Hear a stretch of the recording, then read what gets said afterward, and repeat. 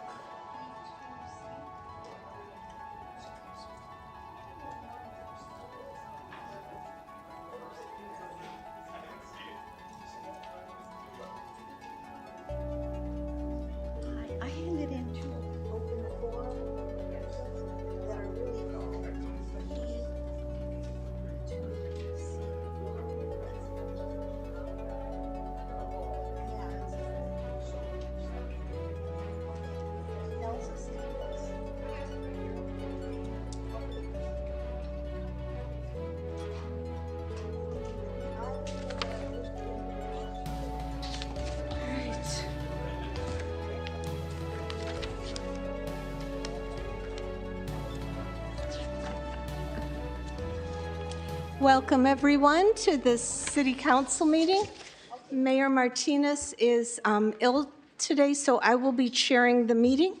So let's begin by standing for the Pledge of Allegiance.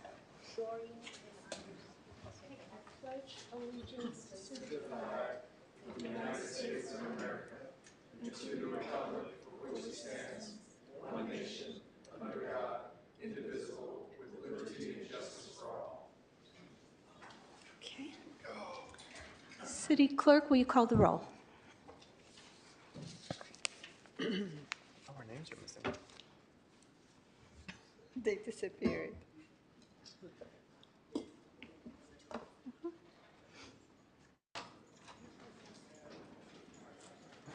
Our names are missing from the thing. Our names are not showing. Councilmember Bonner, Oh, I'm here. Councilmember Robinson, Here. Councilmember Willis, Here. Councilmember Zepeda, Here. and Vice Mayor McLaughlin. Here. For the record, Councilmember Jimenez and Mayor Martinez will be absent for the entire meeting. Next item. The next item is Statement of Conflict of Interest. Are there any? Hearing none. Next item. Next item is Agenda Review. And at the request of staff, You're going to pull your item out. Which item? see item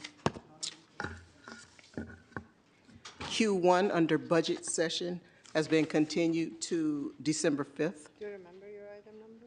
P2C. P2, thank you. If I may, Yes, go ahead, please. I would like to pull item P2C, please.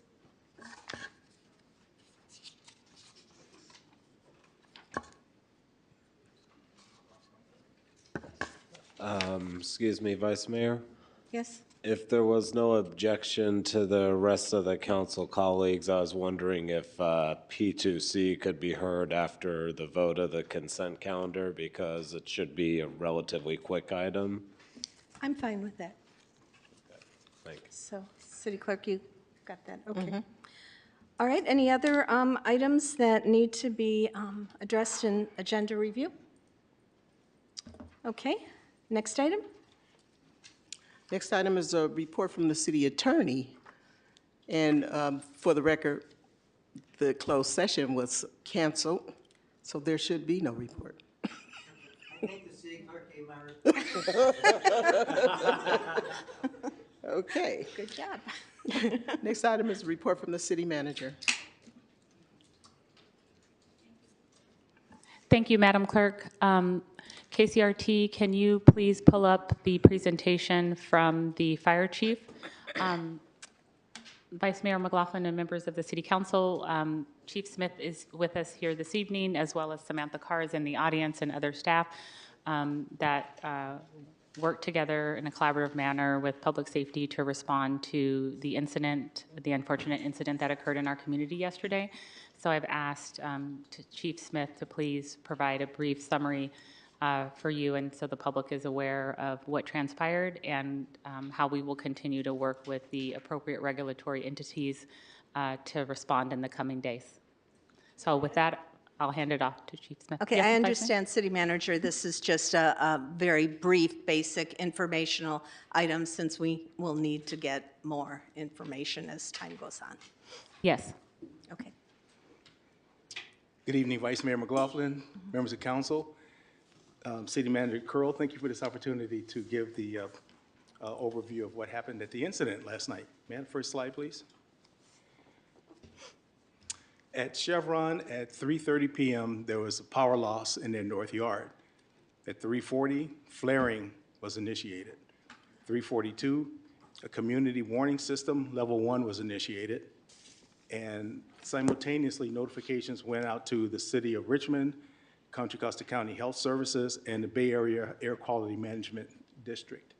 At 3:47 p.m., the Bay Area Air Quality Management District was on scene. Next slide, please. 4 p.m., secondary notifications were made by Chevron, Those secondary notifications were redundant to the first notifications that went out. The first notifications are generally electronic. The secondary notifications are made by telephone. At 4:15 p.m., the fire department hazmat team initiated air monitoring. 5:15, Contra Costa County hazmat team was on scene. And at 5:18, the county hazmat team initiated air monitoring also. Next slide, please. 5:35 p.m., a Nixle notification was sent. 2:03 a.m., flaring ceased. 8:04 this morning, CWS level 1 for intermittent flaring was initiated. And then by 8:06, the intermittent flaring ceased. Next slide.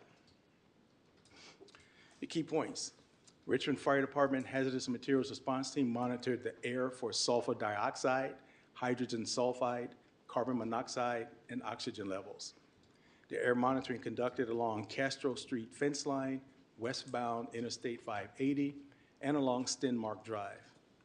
All air monitor readings taken by the Fire Department Hazardous Materials Team showed no deviations from normal readings. All air monitor readings taken by the Contra Costa County Hazardous Materials Response Team also showed no deviation from normal readings. The wind conditions were in our favor. They were coming out of the east-northeast, and it carried the smoke away from our city of Richmond. Next slide, please. These are the notifications that went out in the upper left. The red is a Chevron level 1 incident notification only. It gives all of the pertinent information of what's occurring, what product is being released, wind speed, where it's coming from, is there, if it's on-site, off-site. The slide to the right is a Nixle warning that Chief Aaron Osorio, Deputy Chief Aaron Osorio sent out about 5:30, just giving information about what was occurring. And the city's Facebook post down below repeated the same information that Deputy Chief Osorio sent out. Next slide, please. This is the community warning system activation levels as determined by the Contra Costa County Hazardous Materials Area Plan. And they go from level 0 to level 3. Level 0 is on-site only. Levels 1, 2, and 3 are on and or off-site. A level 1 was initiated. That'll be column number 3 under level 1. And it was due to, at the bottom in the second cell, flaring that could raise concerns from the community, because with 4 flares active in heavy smoke, it was a concern to the community. So a level 1 notification went out. But the level 1 notifications are only sent to command staff and certain executive level personnel within the city for situational awareness only. It's just awareness. Okay, next slide, please. Our follow-up, there's a 72-hour report requested by the Contra Costa County Hazardous Materials Program due by end of business on Thursday, November 30th, 2023. The report must outline what caused the flaring, what notifications were made, what steps were taken by Chevron to mitigate the issue. The report will be posted on Contra Costa County Health website, and the reports will be due every 30 days until conclusion of the investigation. Each subsequent report is to be more detailed than the previous report, and the ongoing investigation is to be conducted by the Bay Area Air Quality Management District as well. Next slide, please. And last slide, these are additional resources for the community, how to contact the Bay Area Air Quality Management District. They have an online complaint form, a website you can go to, 24-hour toll-free number, and a website to report an incident. The Contra Costa County Health Services website. And if the community wants to sign up for Nixle alerts, there's a website to go to or a number that you can text on your text phone to receive those notifications. And that concludes my report. Are there any questions? So as the city manager has stated earlier, and she stated this earlier to me as well, that, you know, this is not an agendized item. We will not have a discussion on it. And the main reason being that we don't have enough information and that we need to engage further with the regulatory agencies. And I thought your report was excellent, Chief Smith, so it gives us that preliminary information. And thank you for all that your department has been doing to help in this particular situation. Yes, Councilmember Willis. Yeah, thank you for the report. I was actually looking at our agenda and just had more of a procedural question. Because the mayor is not here, do we want to continue his item till next time he's here or still go with it? And I'm only asking because I know we have a guest that may be ready to present. Continue with what item?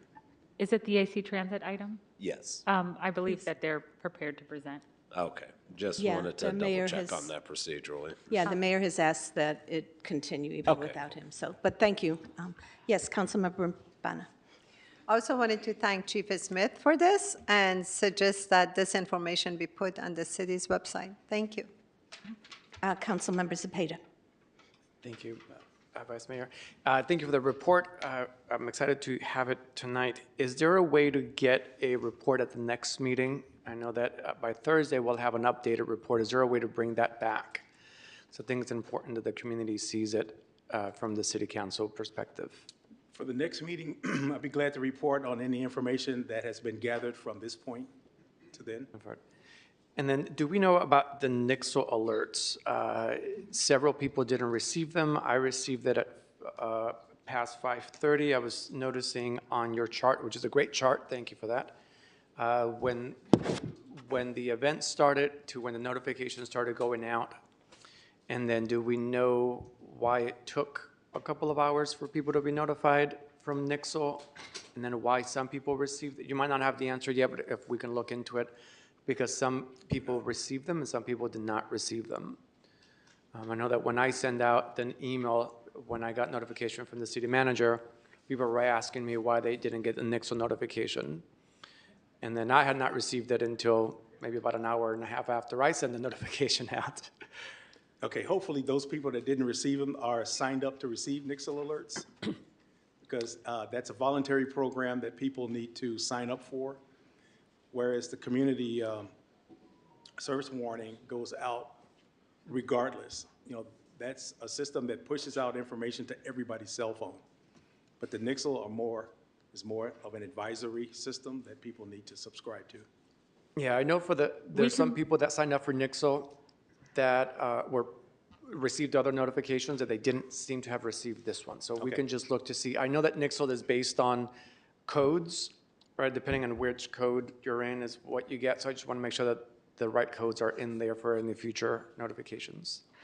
Why don't we can confer offline, Councilmember Zepeda, and if you can give us the phone numbers of if the people are willing to share their information, how they signed up, and then we can cross-reference it with Deputy Chief Osario and see what might have caused a miscommunication. Thank you. And then, so back to my other previous question in regards to the timing. So it looked, if I remember correctly from your chart, the flaring starting around 3:30-ish? Is that, did I remember correctly? Time, yes, just a second. Actually, I do have them in front of me here. So the power was lost at 3:30, flaring 3:30. initiated at 3:40. So I just want to make sure, because there's definitely a gap in there, and I'm not sure what the process is between 3:40, when the flaring started, to approximately 5:30-ish, when the first notifications went out on Nixle. Well, the Nixle notification went out. Chief Osario and I consulted on it, and we agreed that it should go out because of the high profileness, if that's a word, of the incident, just so that, you know, people probably are already beginning to see it on the news, just so they would have the information. But generally, a level 1 incident does not go out to the general public. It's level 2 and above. Okay, so this was a level 1. To a layman, how will they know? If you're standing there and all you see is these big old fires, and then you start seeing social media pop up and everyone's an expert about what's happening at the refinery, how can you tell level 1, level 2, level 3 from a layman's term if you're not getting the notification? Well, flaring is kind of a regular incident that happens out at Chevron. So we get level 1 alerts, not frequently, but we get them just about anytime they flare. But if there's a level 2, then the public is notified of a level 2 incident. So I think excuse me, if I could interject a little bit here. So I think what you're asking, Councilmember Zepeda, are processing questions and notification questions, which are very important. I'm not sure our interim chief, he's just here, interim, might have these answers, but maybe if you could get them for us and bring them back, it would be We can touch great. base. I certainly think that city staff will continue to confer with Contra Costa Health Services and the Bay Area Air Quality Management District to debrief this incident and try to work with them to put in place updated protocols as a result. Every time there's an incident, we try to learn from it and to do better in the future. But I do think that there is definitely the distinction, because this was classified as a level 1, that impacts what the traditional response measures are. And the reason why we brought this item forward is because, obviously, given the volume of the flaring and the duration, it was very disconcerting. And so we'll continue to be in contact and provide updates to the City Council, and use this as an opportunity to request further refinements to the processes and the notifications. And your points are well taken. Thank you, I appreciate it, and thank you for the report, thank you. And so I think we're going to end here because we want the community, just first of all, to know we are following this very closely. I think the community knows that this council is extremely concerned about accountability and the health and safety of the community, and accountability by Chevron to do right by our community. So we will be watching very closely, and we'll be getting more information. I just think we need to move on at this point, since the information that we have gotten from Chief Smith is about all we can say at this point. I'm Thank you. guessing. Yes. If I may, Vice Mayor, there's just a couple other community events happening next week or in the coming weeks that I wanted to highlight. So KCRT has a few more slides if we have a moment.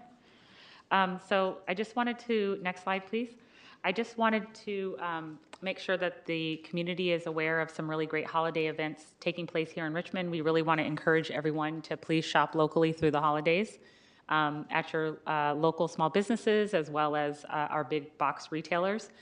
I also want the community to know that we're very committed to preserving and improving our public housing. I made a site visit to Nystrom Village last week and met with some of the staff there. Next slide.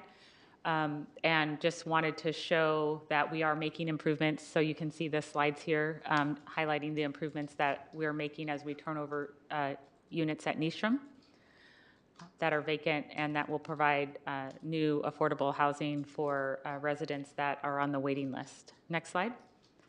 So one of the events coming up is our Richmond holiday tree lighting. It's going to take place on Wednesday, tomorrow at 5:30 p.m. If you can join us at the Memorial Auditorium, please do so. It's going to be a lot of fun. Next slide. We also have gift wrapping that's going to be taking place at the Richmond Main Library also tomorrow, but beginning at 5 to 6:30, and then again on Friday from 2 to 3:30. Next slide. This is one of my favorite events in Richmond, the Richmond Art Center. If you haven't been to the Holiday Arts Festival, I strongly encourage you to participate. It's a really great place to buy artwork and to enjoy time with friends and family. It's usually, the courtyard is usually open, and it's a lot of fun. So please come out if you can between 10 a.m. and 5 p.m. on Sunday. Next slide. Also, we have a community survey that is a longitudinal survey that we've completed for several years. It's out and available now, and we would encourage Richmond residents to please consider responding. The survey closes on midnight, Monday, December 4th. Next slide. Also, perfect timing, Contra Costa Emergency Services is having an information session. There's a series of 3 sessions, the first of which starts on December 4th, Monday from 6:30 to 7:30 in the Contra Costa Auditorium in Martinez. A second session is on Tuesday, December 5th at the San Pablo Community Center from 6:30 to 7:30, and Wednesday, December 6th from 6:30 to 7:30 at the Oakley City Council Chambers. So for residents that are concerned about preparing for disasters and incidents that could impact Contra Costa County and Richmond, please get involved. Next slide.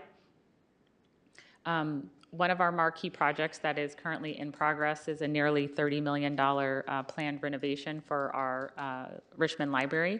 We would love to have community input and for residents to help shape the vision for the library. There is a meeting taking place next Wednesday, December 6th, via Zoom from 6:30 to 7:45, and the following Thursday, December 14th, in person from 6 to 7:15. Please join us if you can to provide your input and help guide the future of the new renovated Richmond Library. Next slide. Thank you.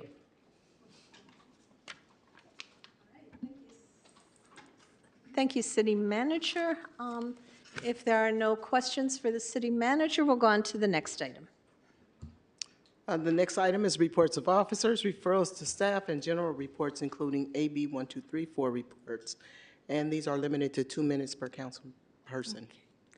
All right, are there council members? We'll start with Council Member Zepeda, and then I saw Council Member Bana. I don't know who else, but I'll be writing your names down. The other side. And Council Member Robinson, there we go. Thank you. I want to just remind individuals that COVID is still out here, and the federal government released a new batch of free COVID tests. So if you wish to get some free COVID tests, go online to covidtest.gov, and you can put your information in, and they'll deliver 2 boxes of free COVID tests. And if you didn't get COVID tests from the last batch they released, you can get 4. So you can still get the ones from before. So that's, again, covidtest.gov or www.covidtest.gov.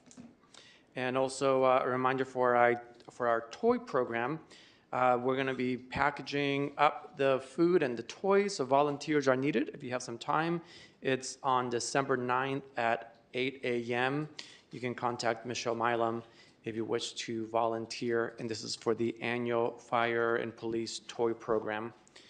And that is it for my notes today. Thank you. Thank you. Councilmember Bana. Thank you. I would like to say that November 25th is the International Day for Elimination of Violence Against Women. We had a series of meetings with service providers to victims, to turn them into survivors, and also with survivors to learn about what's in place, what's missing, what we can do, what policies and resources are needed at city level, county level. At the provider session that I attended, well, I didn't attend the survivor session because we wanted them to feel comfortable and have privacy. But it was facilitated by professional moderators. The provider session, we had the Latina Center, who was a co-sponsor along with me, Family Justice Center. We had representatives from DA office, from Kaiser Permanente, many other organizations.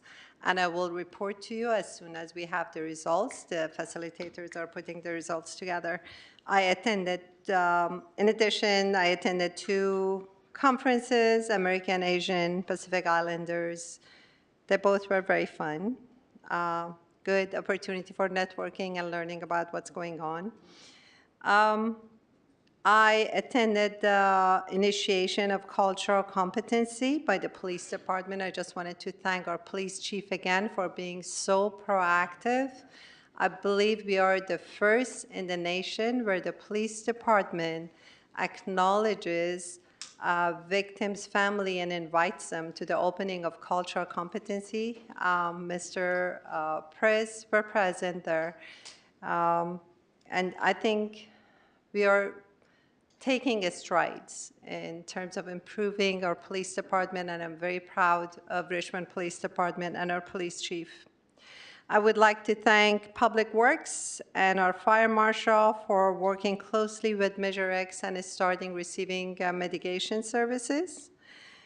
Finally, I would like to thank our interim fire chief, Chief Smith, for being proactive for the presentation tonight and also for including a fireboat in the budget item that's not going to be presented tonight, but the next session.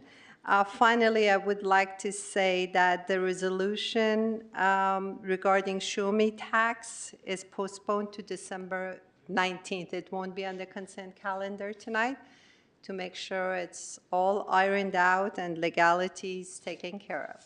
Thank you. Okay, Councilmember Robinson. Hi, good evening, everyone. I just wanted to report back on the progress we made concerning the International Hotel. We had a really great, powerful meeting with the Pullman Neighborhood Council, myself, and Councilmember Vice Mayor McLaughlin, and Miss Naomi from the Pullman Neighborhood Council, and really met with a lot of community members who are really interested in making sure that the history of the Pullman Porters isn't forgotten. And even though we lost the hotel, we don't lose that history and we don't lose that space.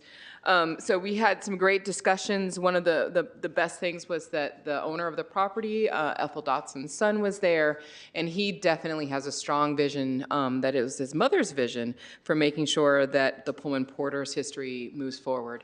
So we're moving forward now, gathering information about the possibility of building on that site a community center and a historical museum that would incorporate Union history as well as Richmond's Black history, which is a really important topic that there is no other place in Richmond where you can find a concerted, collected history of the Black people who have been in Richmond and contributed to Richmond for so many years. So that's what we're moving on. We're gathering a bunch of information about zoning, seeing what kinds of folks could help make it happen, meeting with different elected officials. And so we're gonna meet again at the next Pullman Neighborhood Council meeting in January. And so if you want to get involved with this project, if you have something to offer, if you might have any resources, please do come to that meeting. I think one of the big things we're trying to do now is connect with the continuing union of Pullman Porters that still exists. And so we want to get them and the railroad involved with the project as well. So I'll continue to bring back updates. It's going to be a really beautiful thing to add to our city. So I'm excited about it. Thank you. Okay, any other council members have a report? If not, I will give a very short report. I just want to let the community know that the work on the Marina Bay Farmers Market continues. We're still looking at a February launch date. I want to thank Councilmember Robinson again. She's been helping very strongly by way of her having contacts and other people in the Urban Tilt organization having contacts with small farmers who we're getting commitments from to be at this farmers market. I want to thank LaShonda White, our Community Services Director, for all her work on it, and Greg Hardesty and Jose Moreno, I think is his last name, from Parks and Public Works for their work in helping us identify an area near Marina Bay Park. And I want to thank Tom Clomane, who's the president of the Certified Richmond Farmers Market, who manages the Barrett Avenue Market, and he has several managers, and he will also be managing the Marina Bay. And I want to thank Marina Bay Neighborhood Council. I will be hopefully attending. They may be having a special meeting in January, and I will be attending that if they do have it and getting more input from them on this. But all is leading up to a February start date, and healthy food and wonderful community gathering place on Sundays from 10 to 2 is when we envision this. I also want to say the Public Bank of the East Bay is coming along. There will be a resolution coming to council in the coming weeks, or maybe more likely in January.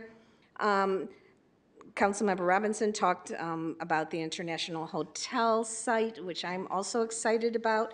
And also the Literacy Festival is coming along. We had our first meeting, and we will be holding it in the auditorium this year on April 13th. It's a Saturday. So that's it for me, and lots of good things happening in our community. So Councilmember Robinson has one more thing. Just wanted to add, as we're working on the new Marina Bay Farmers Market, people have asked if we're going to do anything to help improve the existing farmers market. And my answer is yes. We're working with Tom and we're working with LaShonda to actually move the farmers market possibly back to in front of the library. It's a better location. It's way more festive, a lot more fun for folks, and we can connect actually the library and the library use. In the past, when it was in front of the library, we were told by the folks that worked at the library at that time that it actually improved, like more people used the library. They would come to the farmer's market, get their food, and then go in the library and get some books, and it was a great relationship. So we're working on that now. There's legal things and other hurdles we have to work our way through, but our intent is to move that farmer's market back to a better location, and revitalize, the use of the library at the same time as helping to improve that farmers market. And we have some other ideas of things that we can do to probably help improve it as well. So we haven't forgotten about the existing farmers market, and we're working on a new one because everyone deserves healthy food. Right, and someday we might have a third farmer's market, so let's just think big here. So with that, let's go on to the next item, please. The next item is under commendations, presentations, and proclamations. It's a proclamation recognizing Diane Richwine for exceptional leadership and service to the City of Richmond Community Emergency Response Team. So this item is being presented by Councilmember Vela. Thank you very much.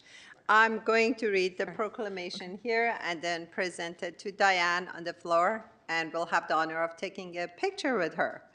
So, as you know, public safety has been on the top of my agenda. It's very important, and I always focus on what the city can do to improve it, what the fire department can do, what the police department can do, what city administration can do. Tonight, we focus on the community can do, what volunteers do.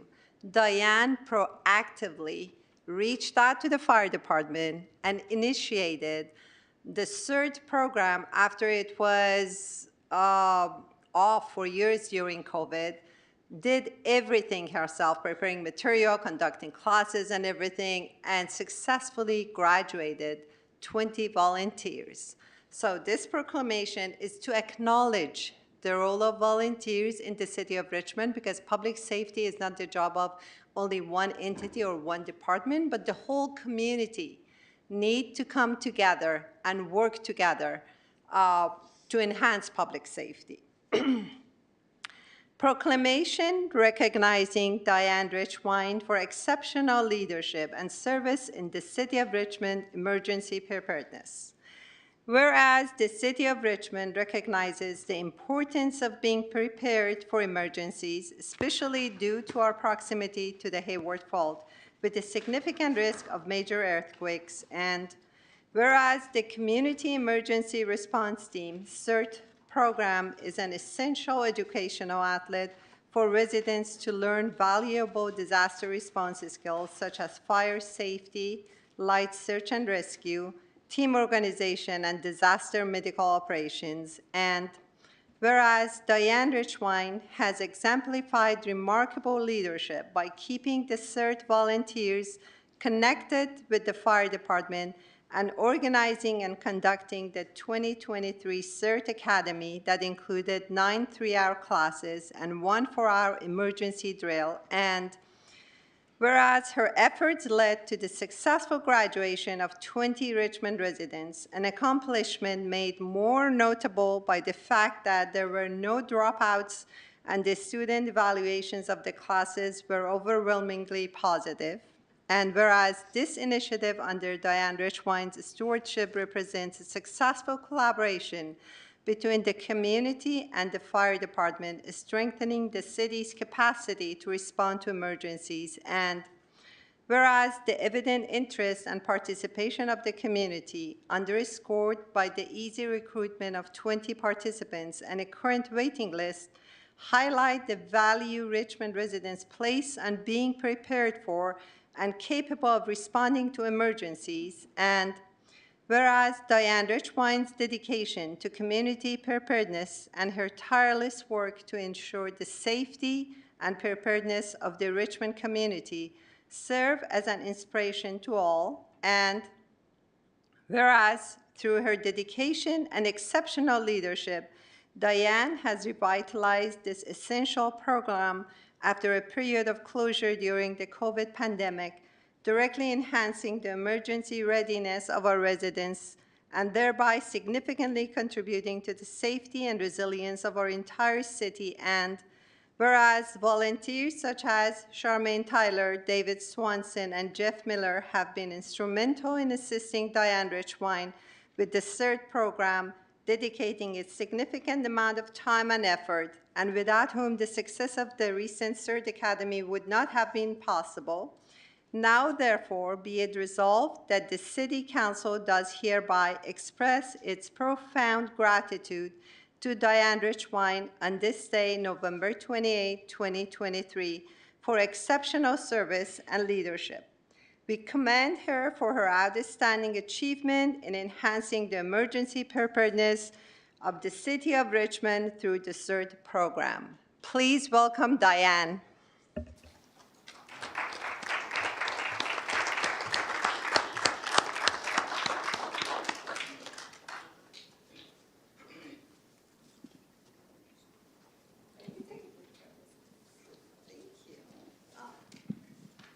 Thank you again, Diane, for everything, for reaching out, being so proactive, for doing the CERT program. We really appreciate it.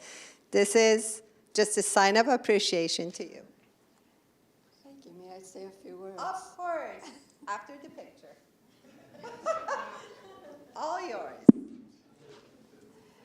Thank you, Sohaila, and council members. I am very honored, deeply honored for this award. And there are other people to thank, and I do think it's important to mention a few other people that this took. Again, thank you for mentioning my team, Charmaine Tyler, Jeff Miller, Elaine Wong, and my husband, David Swanson. But there was also Battalion Chief Rico Rincon, who showed up at every class and supported us in more ways than I can mention. He was our liaison with the fire department. I want to thank the firefighter instructors. They were Drew Alves, Rachel Gomez, Victor Garcia, Frank Marin, and Philip Barnabas. We also had Paul Werner, a citizen volunteer instructor, and Joey Schlemmer. Some of you may remember him, a former police captain in Richmond. He was also one of our instructors. So I'll be retiring from volunteer work, but want you to know about CAPER, C-A-P-E-R. CAPER stands for Citizens Advisory Panel on Emergency Readiness and Response. And CAPER has been working with OES managers in Richmond since the 90s. Since Kathy Girk, the OES manager back then, realized that her job was more than a job for just one person. And she reached out to friends and colleagues and created CAPER. CAPER still exists. We meet monthly. So I would like the council and everyone to remember CAPER and the many, many CERT graduates in Richmond who are committed and ready to partner with the fire department and the city after a major incident, the earthquake we're all expecting, and any other disaster.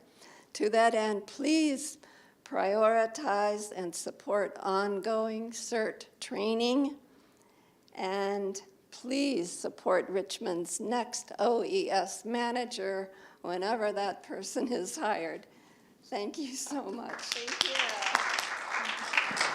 I'm glad to say we're going to have an OES manager, so you're retiring at the right time. Thank you, everyone.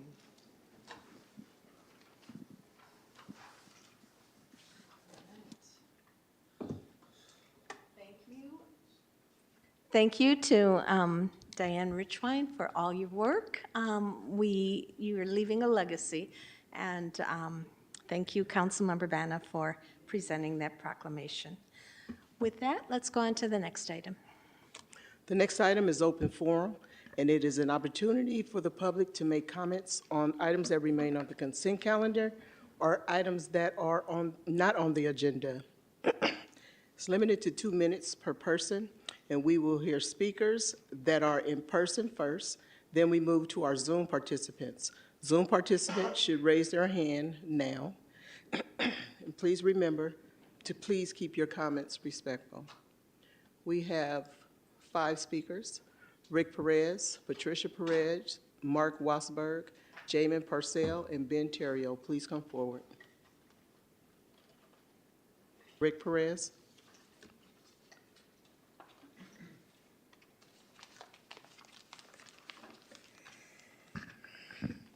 Yeah, hi, everybody. We just had Thanksgiving, and it was real difficult, not having my son there. And, and all you see is people having a great time on, TV commercials and whatnot. It's really hard. And then my wife's going through her health problems, which I sincerely believe were brought on by the trauma of losing my son. And another horrible thing was these doctors taking the 4-day weekend off. Good for them for that. But she needed some doctors' opinions on some pain pills and stuff, and they can't do nothing. It's just horrible what an important job they have, and how their days off are more important. And it's kind of like the same thing with the police a lot of times, is it's their image is more important than what they actually do. And I'm referring to the murder of my son. I am extremely grateful that I had the opportunity to address some of the new recruits the other day. And, they received me very well, I believe. But one thing that I said to them was, I told them how old my son was when he was murdered, and they just perked up real quick. I think one of them was 24 years old. The other one was, 25 and 26. So they were right there at that age, and I just could see, that same mindset in their head of a young man, getting his act together, getting his world together. So congratulations to them. But I also had an opportunity to talk to an older cop. He knew absolutely nothing about PD until I informed him. So. Your time has expired. Thank you. Patricia Perez.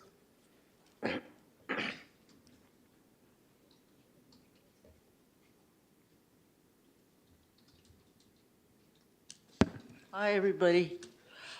Lately, it's been very refreshing during the past 2.5 months to hear some acknowledgement coming from the Richmond City Council members, including Mayor Eduardo Martinez, who issued a profoundly beautifully worded proclamation honoring Petey, the Chief of Police, Bisa French, and Councilwoman Soela Bana, who have expressed in word and deed the fact that the murder of Petey never should have happened. in the first place. It's too bad that Contra Costa County District Attorney Diana Beckton refuses to indict the bad cop because she says no jury of 12 would find him guilty. So Wallace Jensen continues to enjoy his life, receiving more than $70,700 plus a cost of living increase, tax-free, health care free, until he dies, and he works on the side as an armed security guard. The system is seriously wrong, and it needs to be overhauled.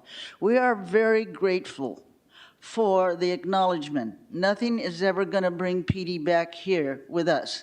But one thing that hurts his parents besides losing PD is having him remembered as a bad person. While he was a generous, caring person who worked hard, he was innocent and had a good heart. He was a good-hearted, age 24 man who, besides having many friends here locally, he also had many friends that he made all around the Bay in his work. Thank you, each one of you. Thank you very much. Mark Wassberg, followed by Jamin Purcell, and Ben Terrio. There's going to be thousands, hopefully millions of people who are going to boycott the vote against Joe Biden because he's for supporting Israel. But the only problem is Trump is supporting Israel too. So this is how stupid people are, because if they boycott the vote, that's going to give Trump more votes. People don't, I mean, this is how stupid the whole thing is. Now, I got a question. Now, I want to know in the city charter where the vice mayor has the right to conduct a city council meeting to take the place of the mayor. McLaughlin's already maxed out. She has no right being a vice mayor. She has no right taking the place of the mayor. So you, city attorney, I want to know where in the city charter does the vice mayor has the right to conduct a city council meeting. You had a closed session because you had to counsel it because the mayor didn't show up. Now I'm going to be on your ass. I'm going to call your office every day until I get an answer, and I don't want none of this lawyer language bullshit. I want a direct answer on where in the charter, because Daniel Butt filed a lawsuit against you, McLaughlin, from stopping you from doing this. And you cannot be mayor, and you wait. Lawsuits are going to be flying. Yeah, you laugh. You're going to find your fucking ass out of here. I tell you that right now. Go ahead and kick me out, because the more you do it, the better it's going to be for me in court, because I guarantee you I'm going to sue the shit out of you, and I'll try everything to get you off this city council. And the attorney knows that what she's doing is illegal. She has no right conducting the city council meeting. If the closed session is canceled, then the city council meeting has to be canceled. Right, attorney? I want to see it. You're going to have to prove to the people that she's breaking the law, and I'm going to tell you, it's going to be your ass. Time has expired, Mark. Thank you. Our next speaker is Jamin Purcell. I would say for everybody that's confused about this, it is the duty in the charter, the duties of the vice mayor are to act in the mayor's absence. She can't, she's already maxed out, stupid. She is the vice mayor acting in the absence of the mayor. She's not the mayor. Well, she's just trying to fucking kick me out, stupid. That's the same thing the mayor did, you fucking idiot. We'll see what the judge says. Will one of the officers please talk to? You see what she's doing right now? Well, we're McLaughlin. We'll have your ass in court in front of that judge, bitch. Oh, my. Okay. Sorry, thank you. I would like to echo the sentiments of the Perez family that, you know, during this time, we should be thinking of those who have been impacted the most, whether it be through being caught in the criminal justice system or whether it's because of financial insecurity or housing insecurity. We have a lot of members of our community that are still in great need, and I hope that we continue the work of moving forward. So with that said, I want to thank Councilmember Zepeda for allowing us to have the Transgender Day of Remembrance out here in the entryway of the City Council chambers on Monday, on Monday the 20th. It was a solemn event, but it was good to acknowledge and read out the names of the people who have been lost to violence within the last year. And many of them came even from the Bay Area, where we would like to think that we are somehow a haven, but as we can see, not all community members are in alignment that we should be able to exist freely and be able to be ourselves. That said, I want to invite people to our World AIDS Day which will be in the same place at 6 p.m. out in front of the City Council chambers on December 1st. That's this Friday. And we'll be there to raise awareness of the AIDS pandemic that has caused the spread of HIV and mourn those who have been lost to the virus. There are 39 million people who are currently living with it, and in the last year, 1.3 million contracted it. And while only 6,300 died last year, that is still too many. We still need a lot more to be done to stop it. Thank you. Our last in-person speaker is Ben Terrio. Ben Terrio, President of the Richmond Police Officers Association. Earlier this month, I came here to give comments on an item, provide more camera coverage and evidence for the police department to get justice for victims of crimes in our city. The item was pulled and ultimately successful. And I watched last week's meeting you guys had on the council rules and procedures. And around the 2-hour mark, apparently some complaints about me, yelling during the comments, or being staff at council, I'm yelling and referring to me. So I'm back tonight to provide some insight on public sector union rights and what that means for a comment that is a public concern. That's exactly what that means. Speech is a matter of public concern is exactly what it is. When public employees petition their government, which is what I'm doing now, they do so as a public citizen, also what I'm doing now. And whether you like it or not as a public official, quite frankly, doesn't matter. I'm not staff at that moment. It doesn't matter. When I appear as a labor representative, I'm not here as staff in an organizational chart. I'm here and coming here for years, and it's the first time I've ever heard anyone from council actually publicly complain. That's just unfortunately too bad. You think as elected officials, you understand that unions and the reasons for such robust public employment protections exist for a reason, and thankfully they do. But for years, I will say this, the POA has let a lot of things roll off our back when elected officials or their confederates grandstand or say things that aren't true. And that day is just, quite frankly, over. Not gonna let things go by and people just say whatever they want to say and not have any type of pushback. There's going to be some retort, there's gonna be some discussion, instead of us just taking it on the chin like we've done for many, many years. So I just want to put that out there. Robust, there's a difference between what Mr. Wasberg does and a difference between highlighting things that are a grave concern and are serious. Because public safety is serious in this city. The people who don the uniform that I don are very serious about it, and I thank you for your time. Okay, now we'll move to our speakers that are joining us via Zoom.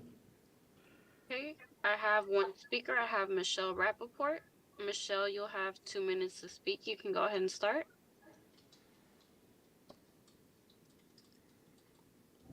Can you hear me? Yes. I just want to acknowledge Diane Richwine's efforts in terms of the emergency preparedness in our neighborhood. Not only has she been important in the CERT planning and processing of 20 people, but she has done radio check-ins with people in our neighborhood and anyone that we can reach, people in North and East and Marina Bay, are I think the places where the radio connects. And she does those every month. It's not like she didn't stop during COVID. She always did these radio checks, and she's really been a wonderful help in terms of emergency preparedness on the ground. And I want to double the thanks that the city has granted her, because she has been really important to our emergency preparedness. Thank you. Thank you. And there are no more public speakers. Okay, thank you to the public speakers. With that, City Clerk, will you read the next item? The next item is approval of the consent calendar. I understand that our city attorney would like to make an announcement first. Well, Okay. we did want to clarify on the item that Councilmember Banya wanted to remove. It was P2A, and we didn't hear that correctly, so we just wanted to confirm that that's the right item. So P2A is held over? P2A and P2C. They're both being held over? No, P2C is being heard right after consent calendar. P2A will be postponed to December 19th meeting. Got it. So, okay, so Okay. P2A is being continued to the 19th? Okay, Yes. thank you.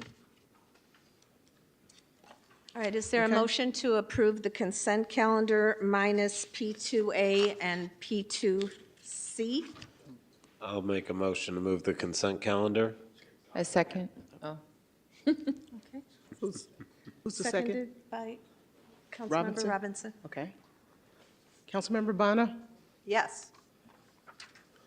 Councilmember Robinson? Yes. Councilmember Willis? Yes. Councilmember Zepeda? Yes. And Vice Mayor McLaughlin? Yes. The vote is unanimous. All right.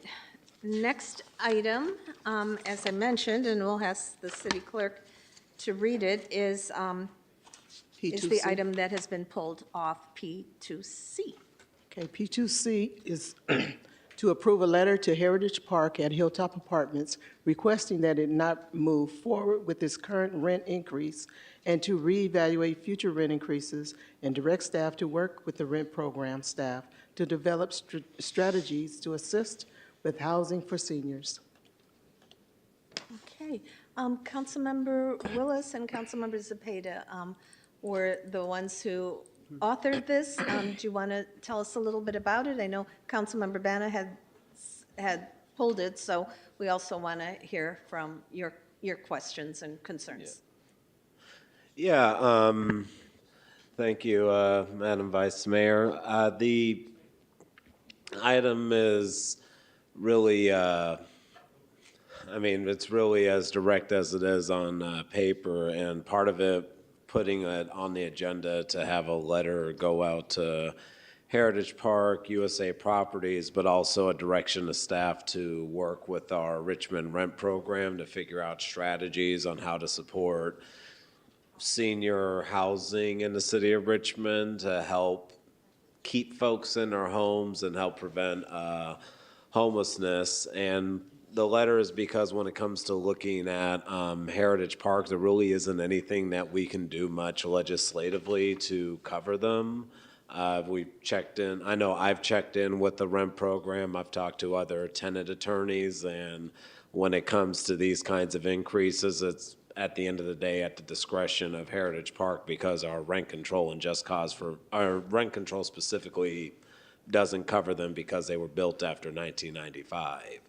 So at our last strategic planning meeting, I did take it to heart on just the general request on just asking the city of Richmond anything that we could do legislatively or just anything at all to try to intervene, and figured it's not the first time the city has sent out a letter to an entity about a position or concerns that we may have. So if the entire council, or at least council members who are present today, were in agreement, I thought it would be a good idea to not only just have a letter that comes straight from the city saying, hey, this is something that has been brought to our attention, and if these kinds of increases continue to happen, there is a grave concern of increasing the homeless population. And even at a joint Board of Supervisors meeting / Measure X Community Advisory Board meeting I attended today, that was one of the topics of discussion on how seniors are actually a growing vulnerable population and a growing homeless population in Contra Costa County. And unfortunately, the older somebody gets, the more support that is needed.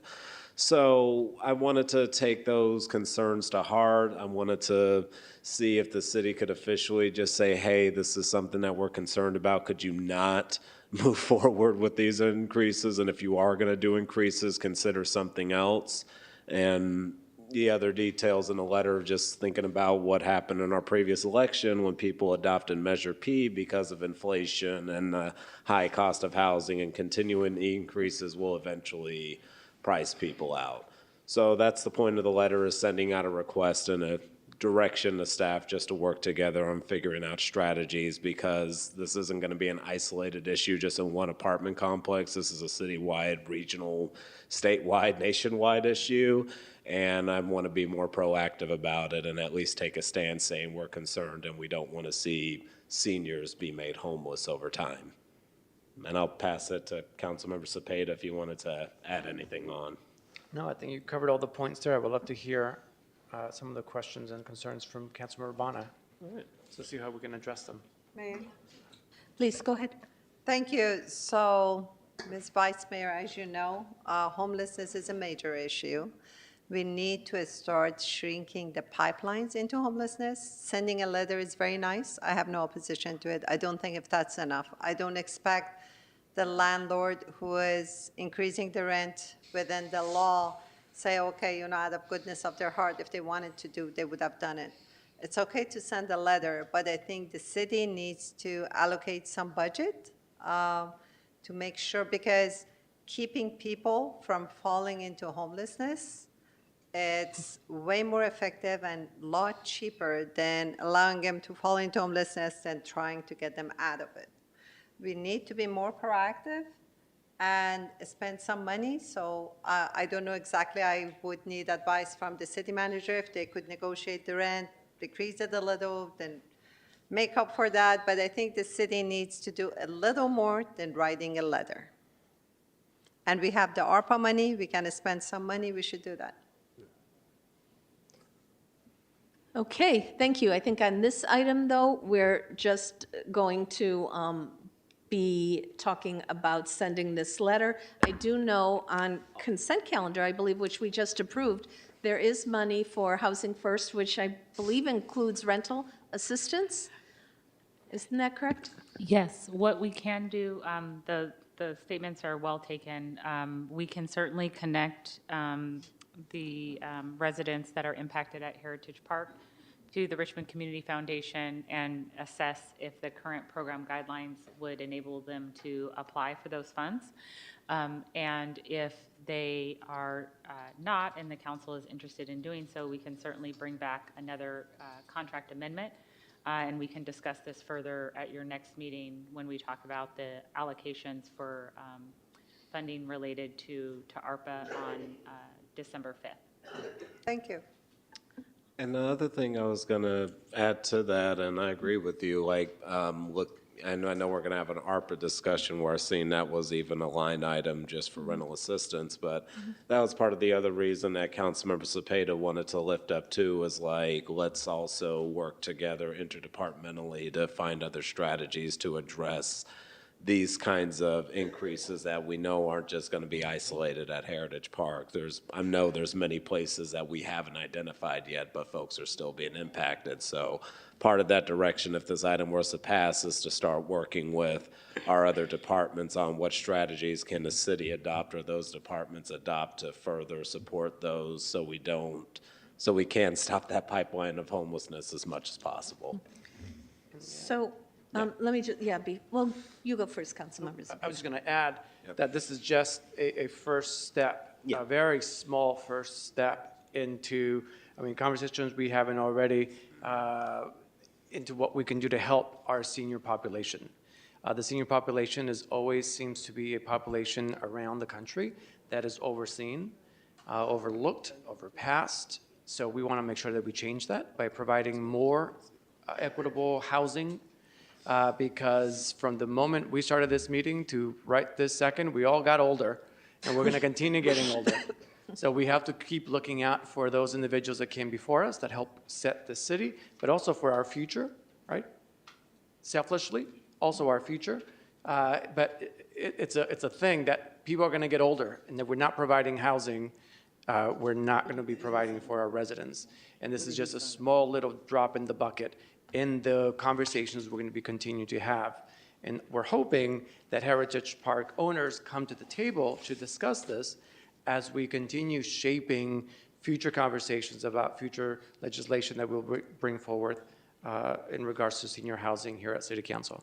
So I want to just put that out there, that this is just something very small that we're starting out with, but hopefully it becomes very big because we know that a 1%, even a 5%, which is what they're calling for now, is a very big increase for the residents. So thank you. Absolutely. I agree with everything said, and I think that the way this item is crafted, it does not only talk about writing the letter, but to assist with strategies to assist with housing for seniors. So I think everything that has been talked about fits in with this item. We just need to talk about it further at the time when we're talking about the ARPA funds and, next meeting. And I agree, as the liaison to the Commission on Aging, we need to keep putting as much emphasis as possible on our senior population who oftentimes is struggling, and we need to help with that struggle. So thank you. With that, are there any public speakers? Yes, we have 5 speakers for this item. Elsa Stevens, Dorian Reed, Sam Lewis, Julia Keene, and Myrtle Johnson. Please come forward. You have 2 minutes to address the council.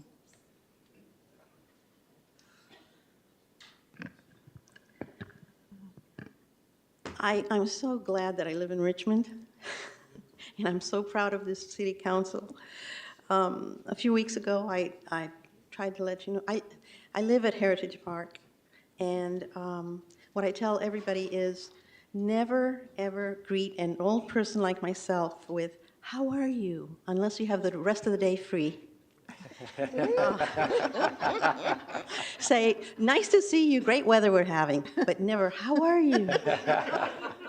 A few weeks ago, I said that my doctor ordered a CT scan. They called me to confirm. They told me the copay. I got scared. I said, "Oh, no, thank you." I canceled it. And my husband said, "No, no, no, no. Even if we go into debt, you do what the doctor says." I listened to my husband. I listened to my doctor. I ordered a new CT scan. I had 2 hernias. Had I ignored it in the future, part of my stomach could have died.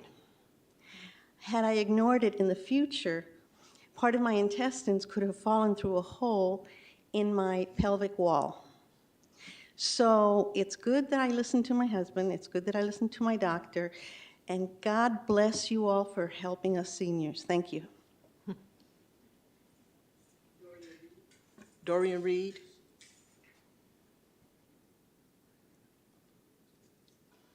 Hello, my name's Dorian Reed, and I'm calling to let you guys know, thank you for listening to what I had to say about my rent, and thanks to whoever's going to pay my rent for December. And I wanted to let them know that whoever it is that's going to pay my rent, I want to let them know that they're my special Christmas angels, because I wasn't expecting it to happen like this. And I want to appreciate the help that they're doing of the rent, since I'm the one that's having problems with Christmas and everything else. And I just want to let you know, for the city council meeting, I want to let you know, thank you very much for giving me that support and telling me that you guys want me to save Christmas money. So thank you very much. Sam Lewis.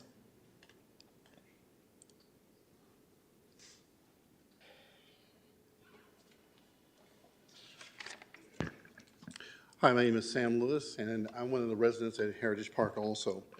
The reason why I wanted to address the council is, again, we do want to thank you so much for your help in trying to assist us to coming to some kind of resolution with the owners, USA Properties. As we stated before, the rental increase that they're asking us to do it's almost impossible for us to sustain.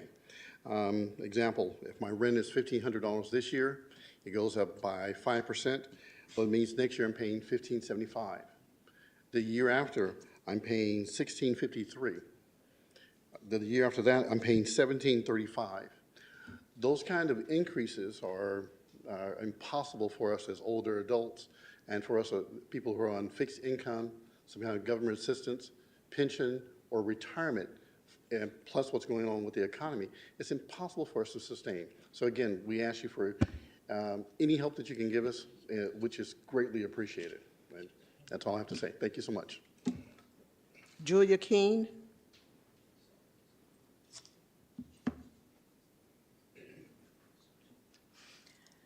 Good evening. My name is Julia Keene. I'm a retired United States Army soldier. I'm also a resident of Heritage Park. And I just want to thank you first. Where's the mayor? Is he okay? Oh, okay. I hope he gets better. I just want to thank you very much for the letter. It's a good first step. And I'm very proud of you all and the good work that you're doing. Even before this, you've been working on behalf of myself and people like me and the residents of Heritage Park, and you're one of the best city councils in the country, one of the most progressive, and I'm very proud of you. But the letter is as you were saying, it's just a first step, and we need you to, for example, if we have a cap that doesn't apply to us because our place was built after 1995, make legislation then that does apply to us, please. Use any avenue that you possibly can to help us, because a 5% increase year after year, as Sam was just saying the numbers, it's 10% in 2 years. We can't afford this. We're gonna have seniors ending up on the street. We need your help, and you've helped us in the past, and we know you want to help us. You were elected to help us, especially Caesar. I personally cast that last vote that resulted in the tie. Yeah, you got your name out of the hat. That was me. So, but I know that you have worked on, especially when Mayor Martinez was on the city council way back before the pandemic, when he stopped, we had a 12% proposed increase then, that he was on the city council that stopped that. Maybe some of y'all were there then. So we know that historically you want to help us. We know that's what you're there for. I call on you to make legislation or any and all avenues that you have.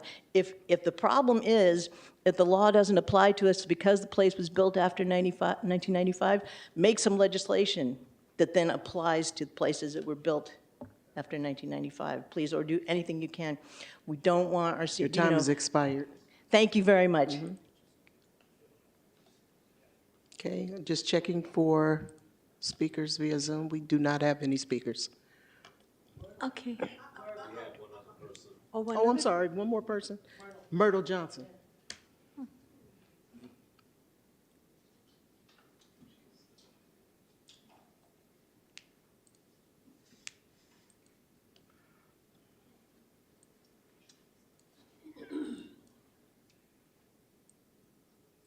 My name is Myrtle Jones.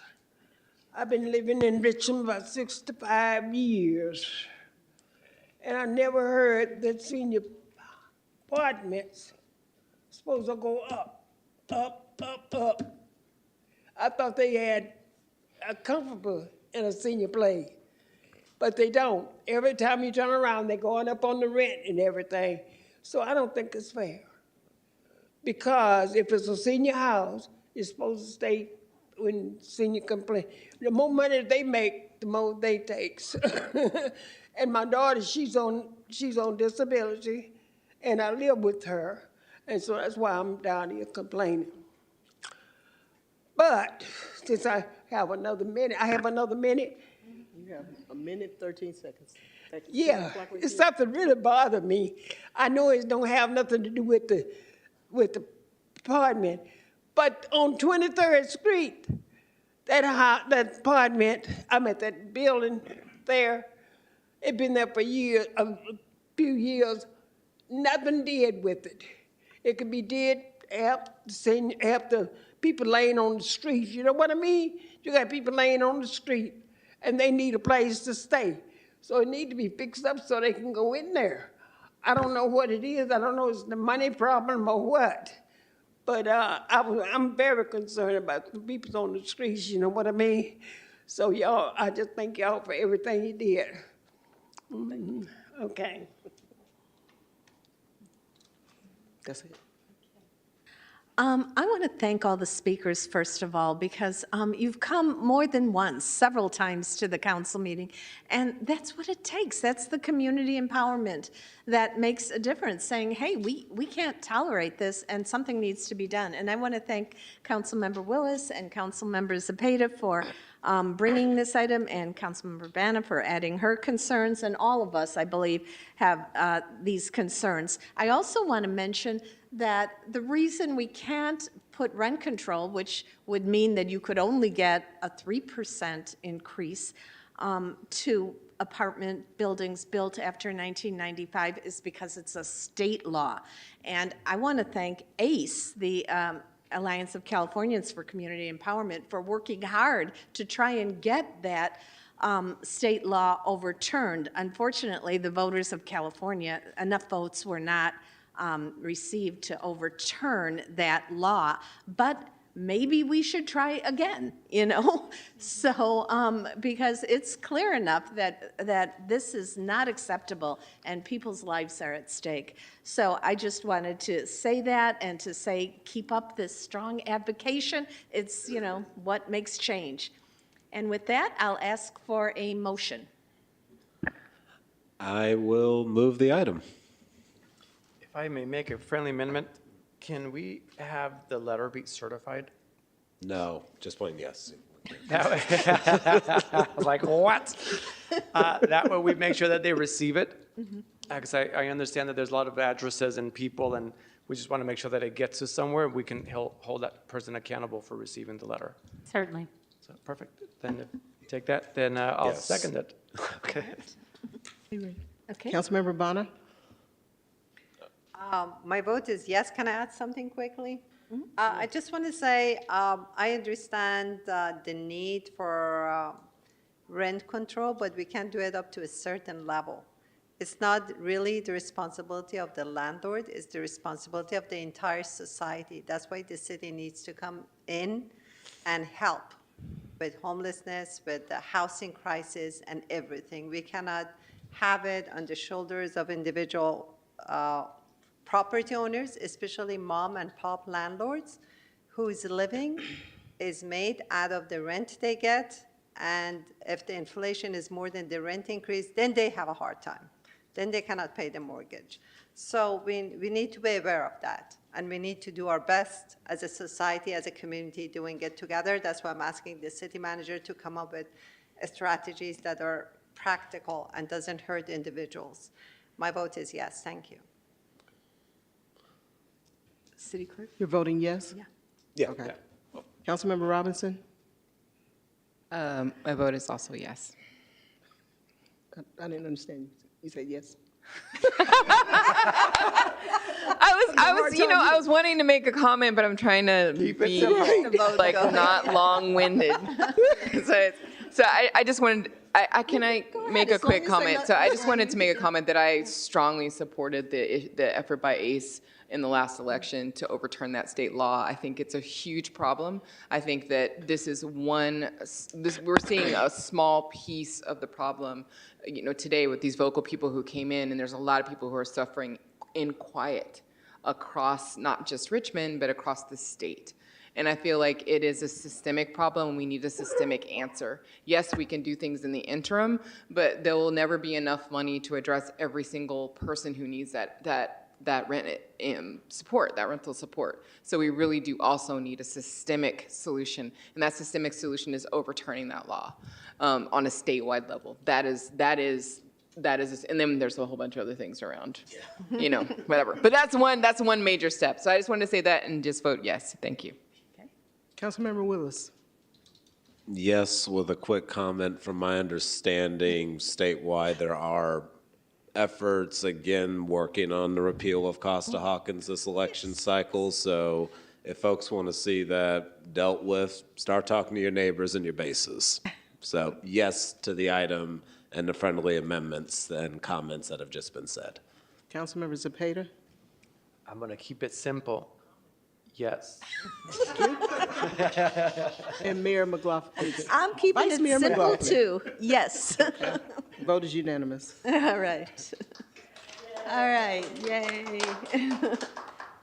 All right, with that, I think we're ready, oops, I'm sorry. With that, I think we're ready for the one new business item. I think Yes. it's, yeah, City Clerk, will you please, it's a study in action session item. Will you please read the item? Yes, item S1 is to receive a presentation, Ryan Law, AC Transit External Affairs Representative, on the redesign of their services. Okay, so Mayor Martinez, who unfortunately could not be here today, which is why I'm chairing the meeting, asked me to make sure that this item stays on and that we hear from the AC Transit representatives who are here. I think we have two people, Ryan Lau and Carissa Lee, is that correct? So I'm going to just put it in your hands. You could frame the item and share your presentation with us all.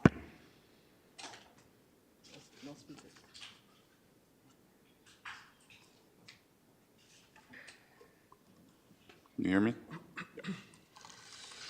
All right. Good evening, Mayor, Vice Mayor McLaughlin, council members, staff, and members of the public. My name is Ryan Lau, External Affairs Representative at AC Transit, joined here by Carissa Lee, our Senior Transportation Planner. Here to talk about our Realign effort. We branded it Realign, which is basically an effort to redesign the bus network in the wake of the pandemic.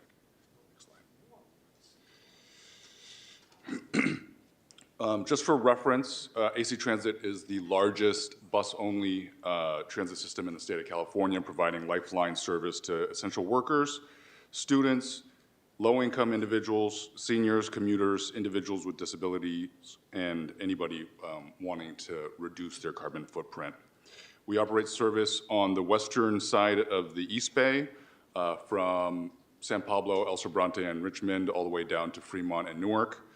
I think it's important to note that 65% of our riders are low income, 75% are people of color, and 43% do not have access to a working vehicle, which means that they rely on our service to get to work, to school, doctor's appointments, grocery stores, and just generally conduct their day-to-day lives. Next slide. So this might be a little bit hard to read, but this is the service as it stands today in Richmond. So the most frequent service is running 20 minutes every 20 minutes or better along San Pablo Avenue. The routes in blue are every 30 minutes or better and cover much of the area. And then finally, the routes in gray are varying frequency, which are the Transbay routes that go into San Francisco. Early bird service, which is our service that assists BART in when they do early morning maintenance on the rail system, and overnight OWL service. Next slide. And so what is Realign? Realign is the process of reviewing our current network, where it goes, how often it's running, what days of the week, and what days they're operating. Next slide. And why are we doing this? Because chief among the reasons is that the pandemic has basically changed the way that people move around the region. Hybrid work and remote work have really changed all of those aspects. And so now we're at a point where about 75% of our ridership is back.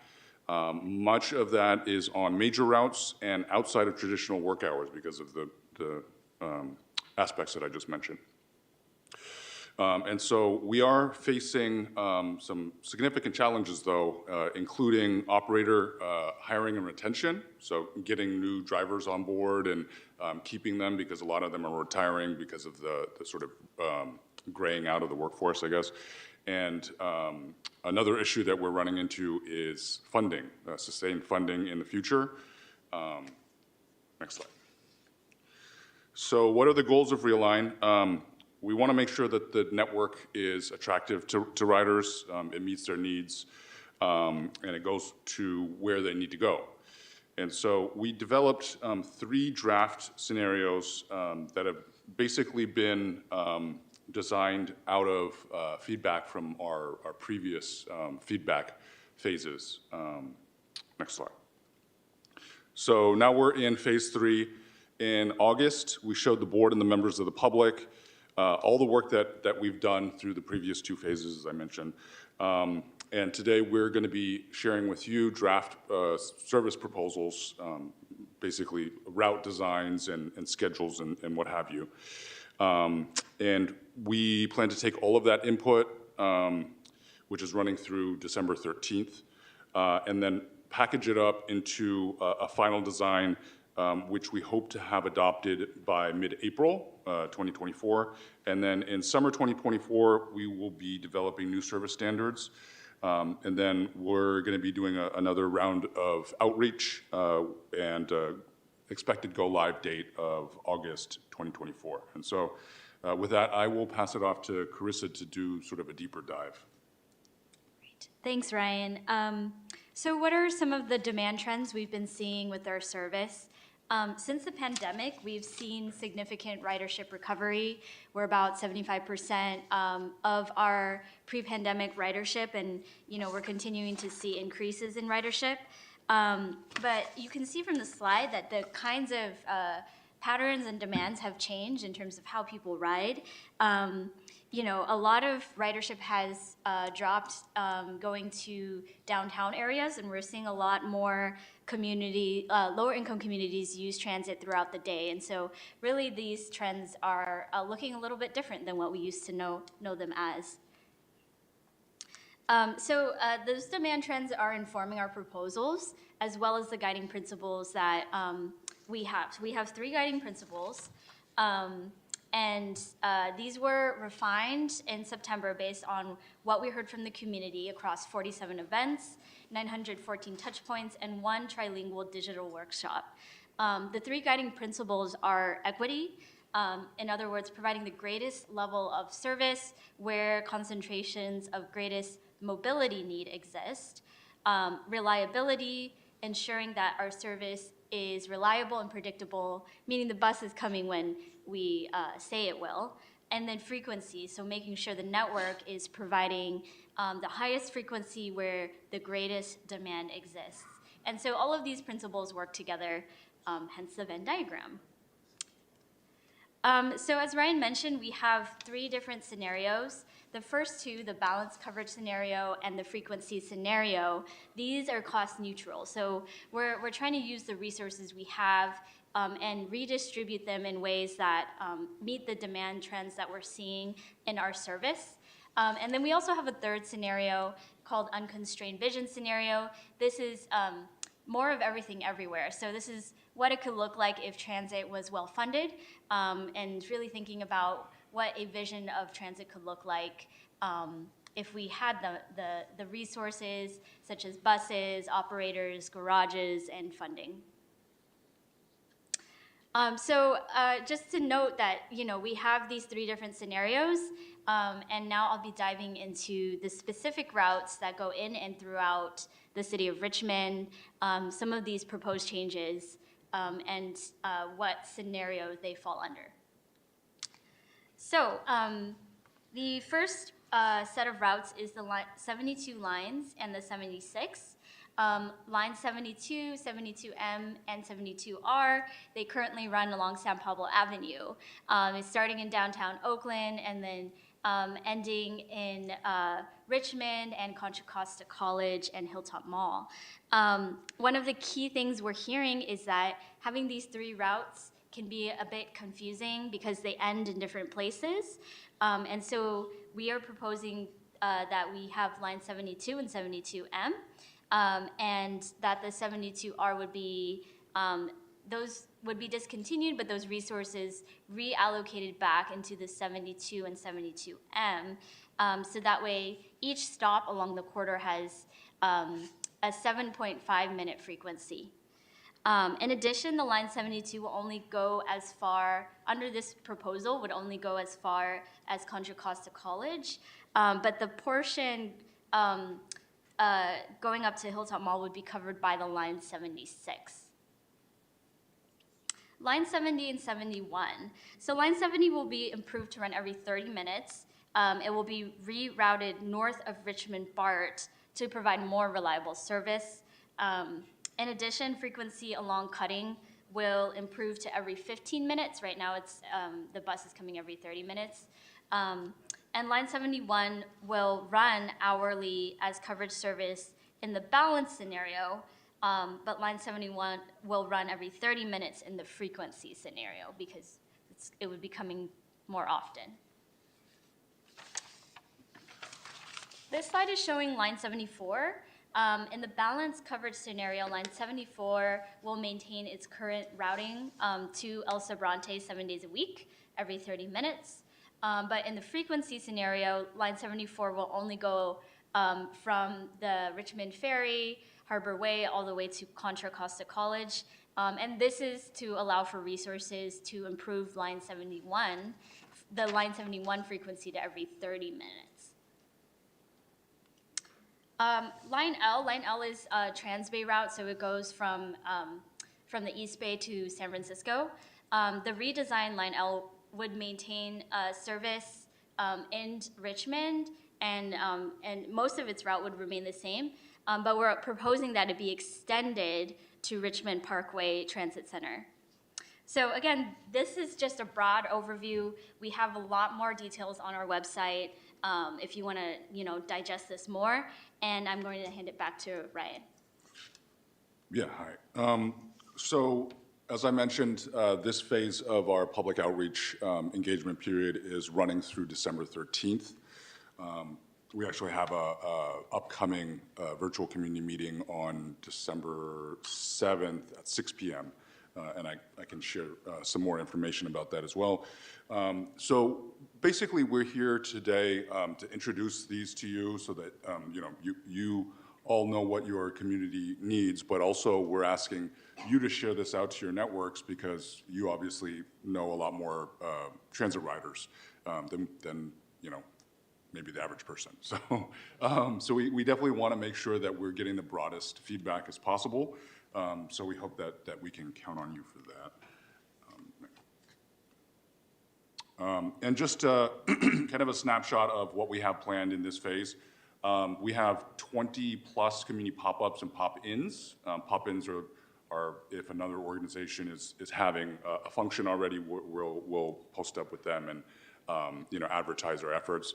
30 plus city council meetings, commissions, and school boards, so you can tell that we've been quite busy. We have a lived experience advisory group, which is effectively like a focus group that we're utilizing to really sort of tap into hard to reach communities. We have 10 partnerships with specific community-based organizations that are running a variety of different events. And then, as I mentioned, we have an upcoming community virtual workshop on the 7th. Next slide. So this is just a quick snapshot of all the different tactics that we're using to make sure that we're getting as much feedback as possible. It's important to note that we're using digital and in-person opportunities. But we're also aware that not everybody has the same kind of access to sort of digital formats. Or maybe just aren't as comfortable. So we made sure that we had 20 libraries that are hosting a big booklet of all of our routes, our route proposals in English, Spanish, and Chinese. And we also have a feedback box that we can collect written feedback so that we're collecting that on a regular basis and feeding it into all of the input. So with that, we're happy to open it up to questions, and I do have some take ones that, when you're out and about in your communities during the holiday events and all that sort of thing, you can share that out. Thank you very much. Very absorbing presentation. We really appreciate it. I'm going to start with Councilmember Willis, and then Councilmember Banna is next. Thank you, and thank you for the presentation. I'm not going to lie, though, when I heard the 72R was going to be discontinued, that did kind of hurt my feelings. And here's why. I appreciate the 72, but the fact that the 72R had less stops made it more advantageous for me personally. But I guess I just had a couple of clarifying questions. How long, for the 70 route, how long has that been running every hour? Because I remember it used to run every half an hour for a while, except every hour on the weekends. I'm sure something changed since I started driving. Yeah, I think that started during the pandemic when we Okay. had to roll back some things. All right, and does discontinuing the 70, and this question comes from thinking, does discontinuing the 72R, will that extend like the time and frequencies of the 72s along that routes? Because they were already running every 25 minutes to every half an hour. And, once again, the 72R's advantage was that they happened so frequently, it didn't feel painful waiting at the bus stop. Yeah, one thing that I didn't mention in my presentation is that we are trying to, if this proposal does go forward, and that really just depends on what we hear from you all, from the community, we would try and space the existing local stops out a little farther to address some of the, concerns about, is the 72R going to be, is it going to be rapid? And also, right now we have some stops that only have rapid and local, and then some stops are just local, right? And so at those local stops, you're only getting service every 15 minutes. Under this proposal, we're trying to spread out the frequency so every stop gets 7.5, a bus coming every 7.5 minutes. Okay. And so it's a bit of a trade-off. But we want to try and have every stop have 7.5 minutes. Bless you. My apologies. Rather than some stops only having, access to, it's like spreading out the 72R across all the stops instead of having it Yeah, in a that couple was my stops. hope, that we're not gonna, hopefully the proposal is, let's take away the 72R and then all of us can just wait every half an hour for a bus to come. No, yeah, that's not our intention. I think it's to keep those resources along San Pablo Avenue, but instead it's like we're redesigning the service a little bit under this proposal. All right.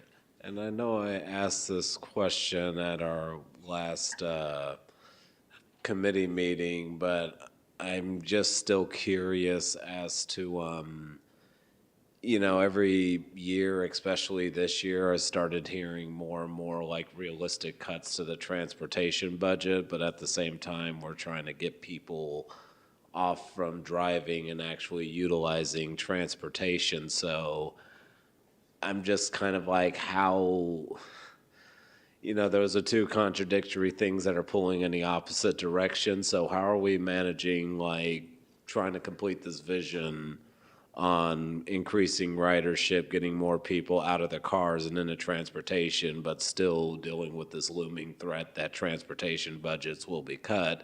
And I'll say one thing that I hear frequent complaints about, particularly from one individual, is the increases in the fares too, that are also may or may not be discouraging people from using it. So any strategies around those couple of issues? Yeah, so I can start off, and if Carissa has any other feedback. So I think one of the things that the conversation has started around is a regional measure, so sustained operations funding. That's still early on in the process, and so we have no idea what that's going to look like, but the conversation has started, so that's a positive. Let's see. I will say, during the pandemic, we had a fare increase schedule, and we actually paused all of that during the pandemic, and so we haven't had a fare increase in quite some time now. I can't pinpoint exactly when that pause happened, but I remember, I think, right when I started at AC Transit is when we had the public hearings and whatnot for that fee schedule increase. So, yeah, it's been quite some time since we've had increases. And just on the question about the 72R, I just wanted to add in, I think smoothing out the frequency is a little bit easier for people to understand instead of like, you know, one time you might get buses 5 minutes apart, and then another time you might get buses 12 minutes apart. And then also the sort of more consistent frequency also means that there's not as much potential for them to bunch up. So sometimes you'll see two 72s right behind each other. So Yeah. this is intended to alleviate that. So I just wanted to add that in. All right, yeah. No, the presentation was good. I'll just say that I'm glad to hear some of those concerns are alleviated, but I also, for me, there's still that uncertainty on what's going to happen with our transportation budget. I'm glad that there's strategies and plans, but it's like at the same time, you know, if that shoe drops and we're have to end up looking at cuts to services at some point, how is that going to impact this vision and trajectory that we're on? And I guess just a final question, and then I'll yield the floor.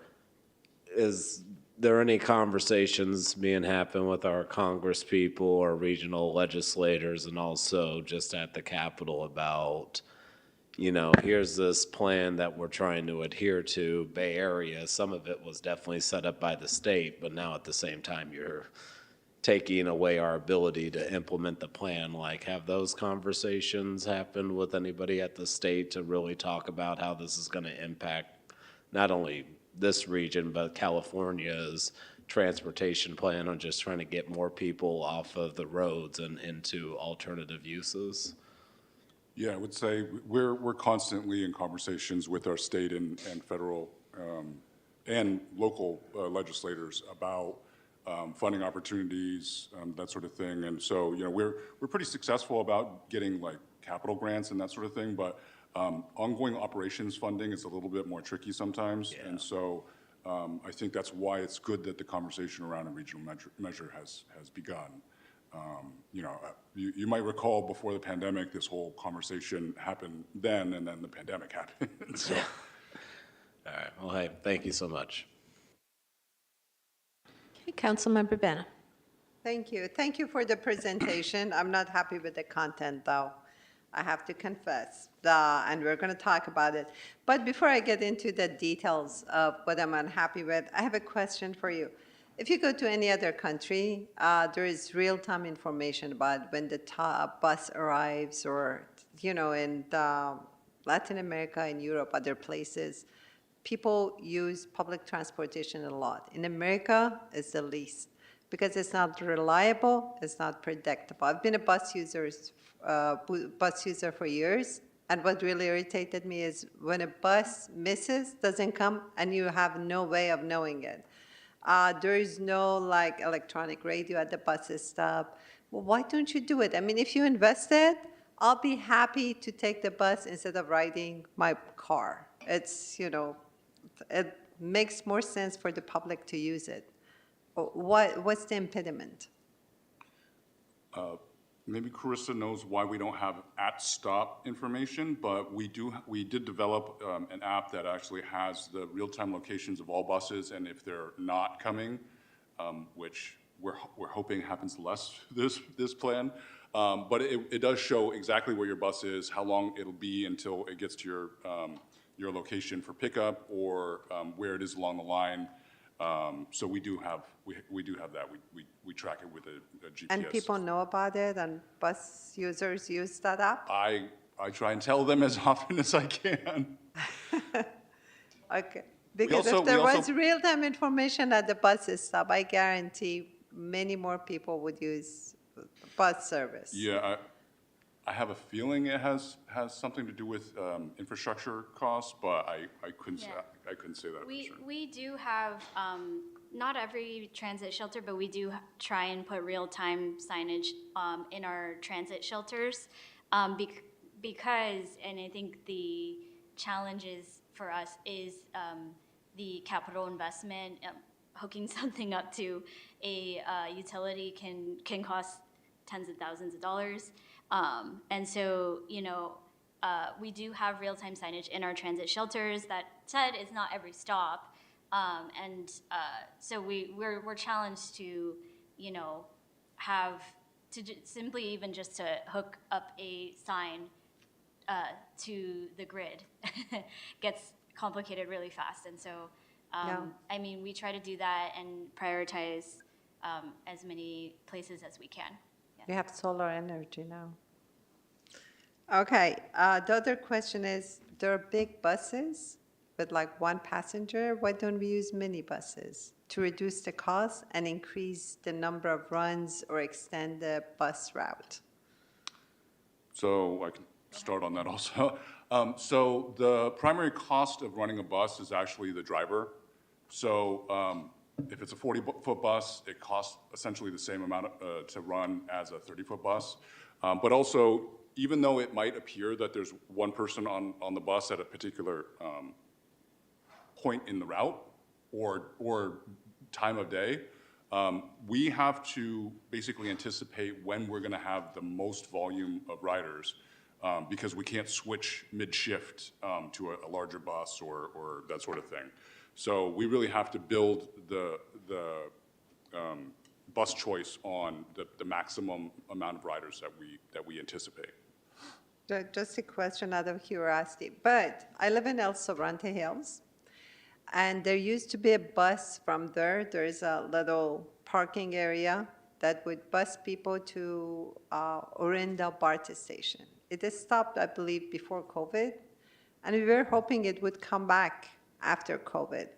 Seems like it's not going to come back. And then the bus that would take you the other way, can you show that slide? You cut the route short. So practically it takes over half an hour walking downhill, and uphill is going to be way more to access the bus. Yes, so look at the existing versus the orange, which is, I think, so that little tail on the upper right, that's significant. If you look at the other areas that people, if they start at those points trying to catch a bus, and I see people actually, riders over there always, there are riders waiting at the bus stop. If you cut it short, I mean, it's impossible for them to go to college or school or work. And also, when is the next workshop? I would like to tell the community about it. I doubt if many people know about these service cuts. It's major. It's going to impact them severely. So you said there's one coming up on December 7th? Correct. At 6 o'clock. And I have more information here. And That's on Zoom or in person? Zoom. And then there is another board update on December 13th, which is hybrid. Okay, yeah, please send me the information or share it with the community. And there was another bus route, actually, if you could show that a slide too, that's also, you're reducing the length of the route. Is it this one? It's in El Sobrante area. Let's see.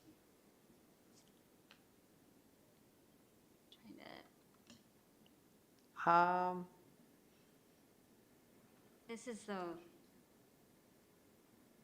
This is the one we were discussing just now. Right, this is the most important one. I really insist that, what is the point of cutting that portion?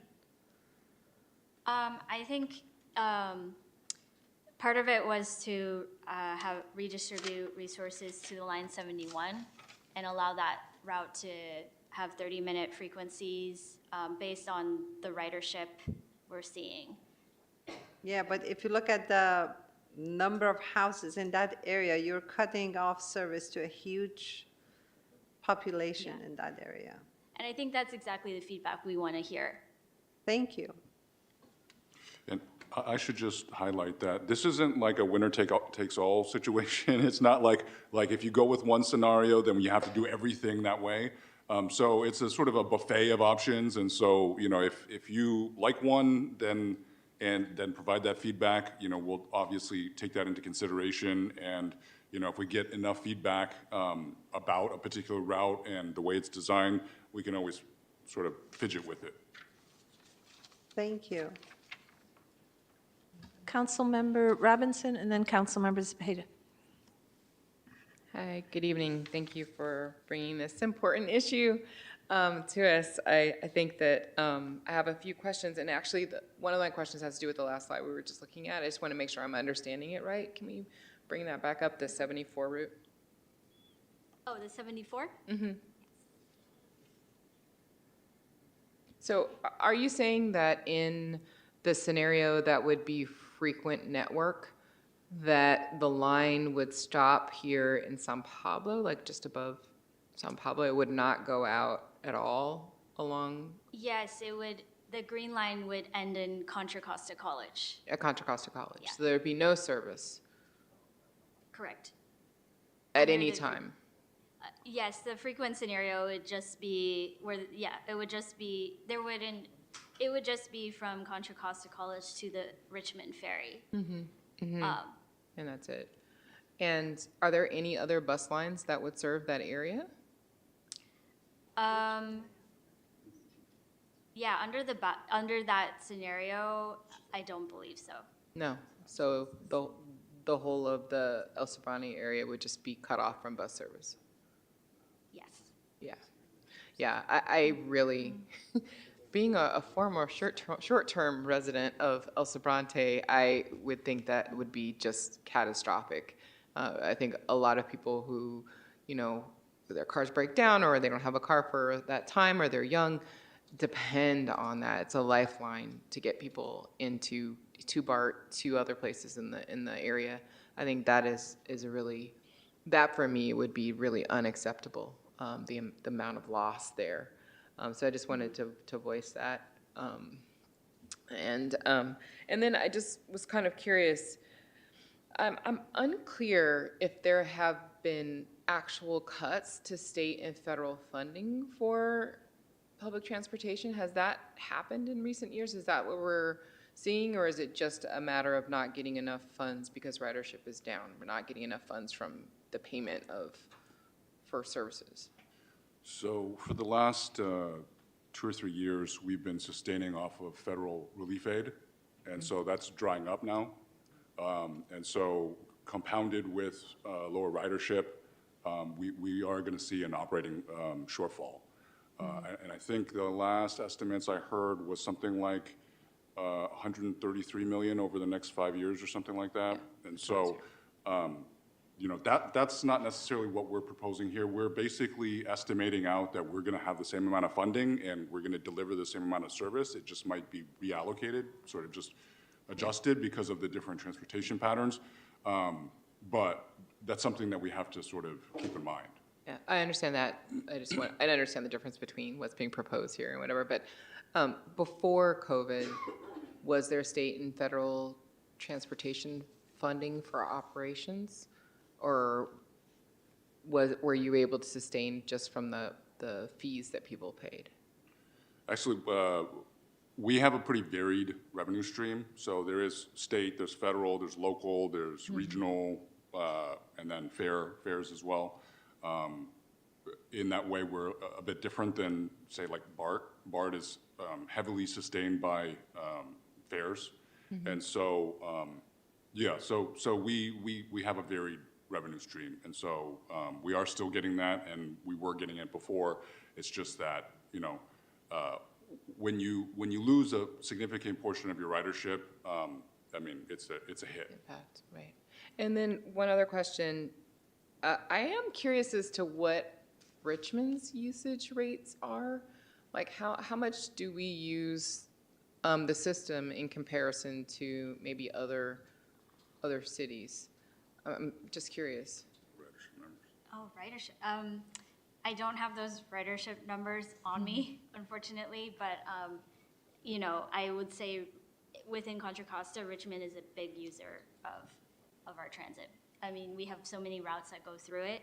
And so, you know, I'm happy to follow up on more specific I'd appreciate numbers. that. Yeah. I appreciate that. I think that it's good for us to understand, you know, as we, this has been one of my little shticks, but, you know, as we consider development in the city, we tend to consider development without cars, depending on public transit.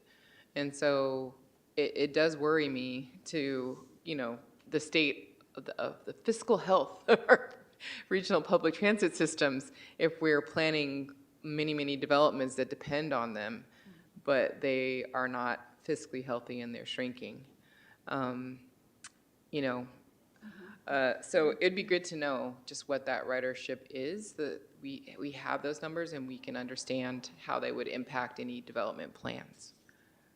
Absolutely. We do have a inter-liaison committee with the city where we do provide regular quarterly updates to our ridership for routes, for the routes going in and around Richmond as well. So I'm happy to I would love to provide that see those. information. Just it'd be good for me to understand it.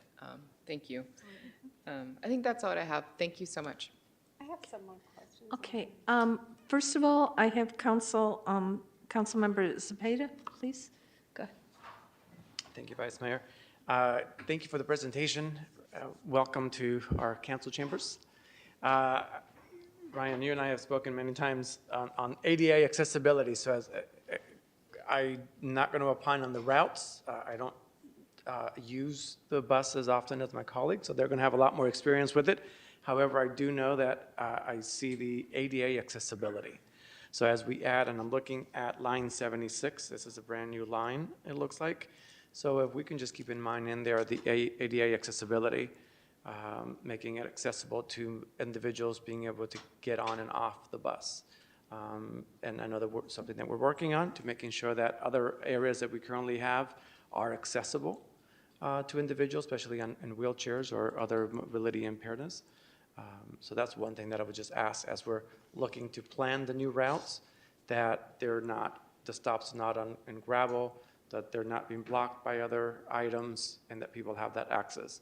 I think adding more lines is always better, and I definitely hear the budget side, but if we are going to be changing some of the routes and adding new ones, then again, we just keep that in mind, please, and letting us know how we can partner with you as we continue growing your network here.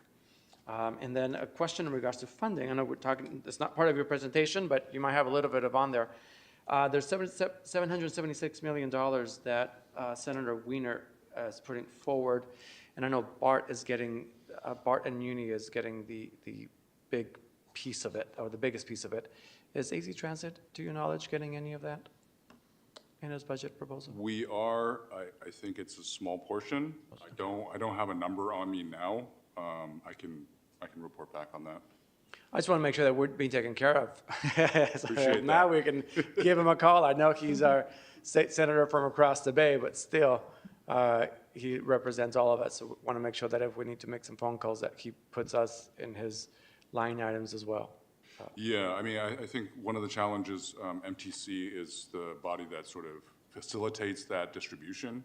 And so while it is Senator Wiener's bill, it's the Municipal Planning Organization. I always forget the acronym, sorry. MTC's responsibility to sort of dole it out. Perfect. And just in terms of your ADA comment, I did want to just highlight, so that's one of the struggles that we have a lot is we don't actually own any of the right-of-way that we operate on. And so it's the responsibility of the cities and the counties to maintain that right-of-way so that we can make sure that we're providing a service that is accessible. And we do routinely work with our cities and counties. And, you know, we work with your transportation department all the time. We have regular meetings with them, and they facilitate that for us. And so anytime an issue comes up, we work with them to sort of figure out how to resolve it. Thank you. So maybe the ask would be if we can maybe work with the Public Works Director as you're planning out your routes and you finalize them, to make sure, because having new routes or shorter routes or longer routes, whatever the routes may be, they will mean nothing to those individuals that can't utilize them because of their access. So, you know, there's going to have to be some partnership there. So anything that we can do to make sure that we provide that access, I appreciate it. Thank you so much. That's all my questions. Okay, thank you. Councilmember Banner, you said you had another question? Yes, another round of questions. I'll make them quick. Okay, please. I think they're very important. Couple of years ago, one of the saddest news in my community was about a teacher who lost his life when he was crossing the street to catch the bus on San Pablo Dam Road. So I wonder if AC Transit is doing anything to make sure the buses stop. For example, there's a safe crosswalk near it so people from both sides of the street can access it. Yeah, absolutely. I think, again, even though we don't own the right-of-way, we're constantly working with the city to, you know, if they have a project or if we need to move a bus stop, that we do so in a way that it is ADA accessible and That is also, county. San Pablo Dam Road is county. Yes, yeah. And unfortunately, there's not enough collaboration between city and county. I keep pushing for it, and hopefully we'll get there at some point. But I hope AC Transit can do its share.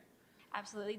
Thank you for that distinction. We do have contacts in the county that we reach out to if we need to move bus stops, and we also, you know, make sure we try and place bus stops where there are, you know, crosswalks, where there's safety measures put in place for pedestrians getting to and from our bus stop. Like you said, every bus trip begins and ends by walking or rolling or getting to the stop. And so, you know, that's definitely something we think about when we're designing the street, when we're designing the bus stop, is ensuring that there's safe passage to and from the bus stop. Thank you. Yeah, there are many residents of Richmond who use, San Pablo Dam Road, obviously, and the bus services over there. Another thing about San Pablo Dam Road is that it's going to have its lanes changed, and the county is in the process of changing the lanes from 2 to 1 in each direction. I wonder how it's going to impact the bus travel. Are you in touch with the county? I don't know if the center lane I don't think so, but thank you for the heads up. We'll reach out to them to get on that, so that way. Okay, I heard there's a center lane that's accessible to emergency vehicles. I don't know if it's accessible to buses or not. So, Okay. also, I didn't get the frequency of the buses to El Sobrante area. How's it going to change? Is it going to increase, reduce? Are you asking about a specific route? It's 74 that goes, I think it's 74 that goes to that Yeah. area. The 74 under, I believe, both the balanced coverage scenario and the frequency, excuse me one moment. And I didn't get the concept of that balance, whatever thing it is. Can you explain again what it is, how it's going to Yeah. change? Sure, yeah, so we developed 2 different scenarios. They're just kind of like different options, a menu of different options. And so the frequency scenario overall is trying to increase frequency throughout our service area.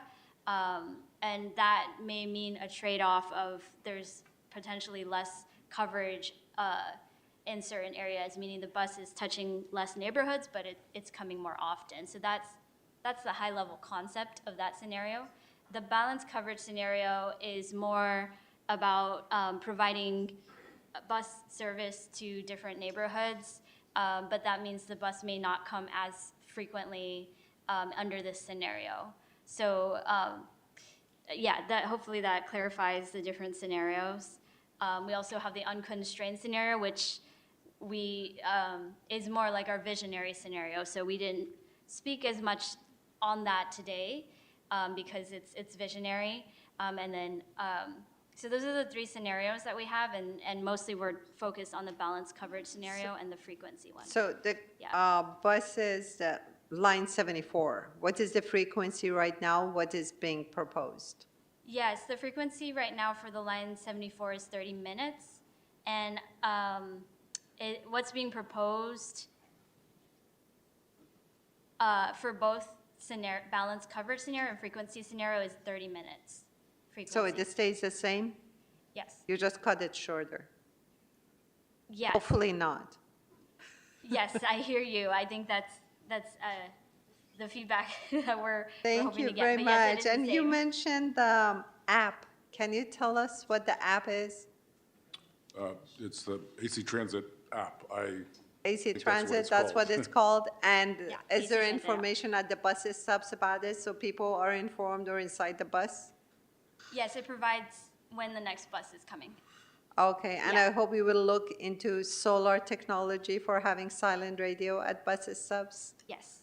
Yeah, so I mean, people's time is precious, and the better the service. I mean, it's a positive feedback loop. The more we invest, the more riders we have, and the less we invest, the less riders, obviously. So public transportation is very important. That's a trend. So I hope, yeah, things will be done to improve it.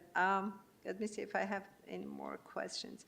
Oh, by the way, in terms of the budget, if you need any support letter from any of us, we'll be more than happy for the budget. So keep us in mind. And did you have a presentation at the WECTAC that I missed it? Are you going to have a presentation at WECTAC? I don't recall. That's a good Having what? question. We've done so many of these, I can't even remember where we've been and where we haven't.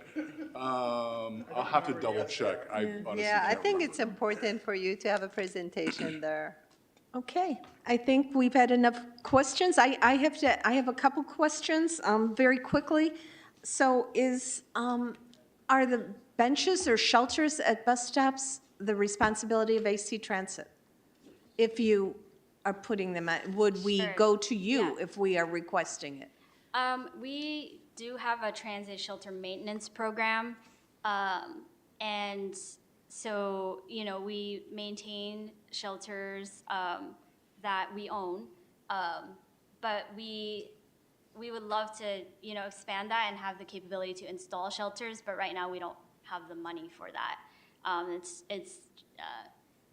So it's something we're trying to develop, and we're trying to develop a contract and a process for installing shelters, but at this time, it's a process of finding the funding to do the capital work. It's important because with rain and such, people need to have some shelter while they're waiting for the bus. I lived in Chicago in my younger years and took the buses all the time, and there were always shelters. Of course, the weather would get cold in Chicago, but rain is just as hard to deal with at times when you're waiting for the bus. And the other question I have is space. I think you answered Councilmember Zepeda about how the cities are responsible for this, like the ADA requirements around bus stops. What about other, just general safety aspects? Not necessarily ADA only, but it certainly would impact the disability community as well. I recently got some concerns about a bus stop on Carlson Boulevard, and they're saying it's so unsafe, there's not enough room for people to stand, and such. So how does AC Transit handle, do we go to you and say, hey, can you, insert a larger space or, a little, I don't know, what engineering solution would have to occur to make it more safe so the person isn't, just right out there on the curb, so to speak? Yeah, generally, so I think there's different ways to approach it. So sometimes we get grant funding, for example, and we have a project along a street. And so in that case, we would look at, the safety aspects and incorporate that into a design. Other times the city has a project, and so we coordinate closely with them on, potential bus stop improvements, ADA improvements, safety improvements. But because we don't own the right of way, we can't easily do one-off fixes. So we try and look at it on a big picture, corridor wide, and get funding for corridor projects. Okay, thank you for that. I will follow up on that, both with our staff, I think I already have, and perhaps coordination with you to see if some kind of a joint grant or something could be applied for. So with that, I want to ask if there are any public speakers. We do not have any speakers for this item. All right, well, thank you very much for your informative presentation, and thank you to the council for giving important feedback, and we'll be staying in touch and hoping for better outcomes for public transportation for our community. So, thank you. Appreciate that. And I'll leave these brochures with the clerk's office in case you have holiday parties that you want to distribute them out to. Wonderful, wonderful. Thank you. All right, with that, we are at the adjournment of the meeting, but before I adjourn, are there any memorials, any that the council would like me to end the meeting in memory of? Okay, we will then just move to adjournment. Thank you, everyone.